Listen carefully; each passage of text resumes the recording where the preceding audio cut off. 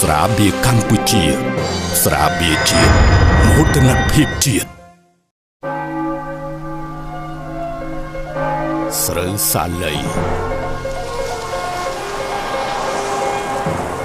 និងផ្ការុក្ខជាតិដែលល្អផ្ដាច់គេ